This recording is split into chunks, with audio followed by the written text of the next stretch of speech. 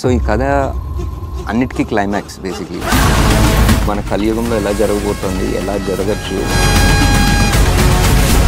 Just ఇండియాలో కాదు, anybody in the world can be able to relate to this story.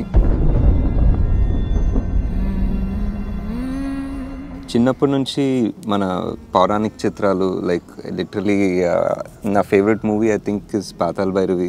దాని తర్వాత I think every movie that tried something different కదా. ఒక whether Bhairava Deepam అనుకోండి, Aditya 369, whether కొన్ని హాలీవుడ్ సినిమాలు, స్టార్ వార్స్ అలాంటివి చూసినప్పుడు కూడా ఇట్ వాజ్ లైక్ చాలా బాగున్నాయి సినిమాలు. బట్ ఇది మన స్టోరీలు కావా, లైక్ మనం ఎప్పుడు అన్ని వెస్ట్లోనే జరగాల, లైక్ అలా అనిపించేది.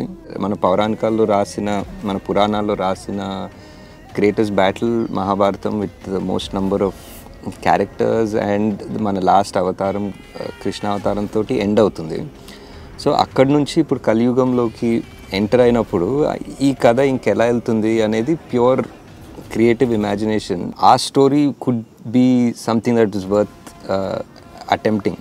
కృష్ణుడు అవతారం తర్వాత దశావతారం కల్కి, ఇప్పుడు మన కలియుగంలో ఎలా జరగబోతోంది, ఎలా జరగచ్చు. జస్ట్ ఇండియాలో కాదు, anybody in the world can be able to relate to this story. So ఈ కథ అన్నిటికీ క్లైమాక్స్ బేసిక్లీ. ఇప్పుడు మనం చదివిన పురాణాలు, ఇప్పుడు మనం చదివిన ఎపిక్స్ అన్నిటికీ ఒక క్లైమాక్స్ లాగా చేస్తే ద ఫైనల్ ఎండ్ అందరి క్యారెక్టర్లు ఆర్ ఇప్పుడు కలి అనేవాడు ప్రతి యుగంలో ఉంటాడు, ఒక్కొక్క రూపం తీసుకుంటాడు అనుకుంటే, ఒకసారి రావణుడిలాగా, ఒకసారి దుర్యోధను లోపల, ఒకసారి అన్నింటిలో ఒక రూపం తీసుకొని ఫైనలీ ఈ కలియుగంలో ఒక ద అల్టిమేట్ ఫైనల్ రూపం తీసుకుంటే how is that and what kind of a hero.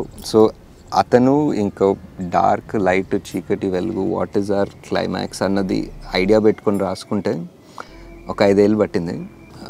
జనాలు ఒకసారి ఈ వరల్డ్లో వెళ్ళి ఈ కొత్త సార్ట్ ఆఫ్ సైఫై మైథాలజీ అటెంప్ట్ని చూస్తే very curious to see how people would react to it.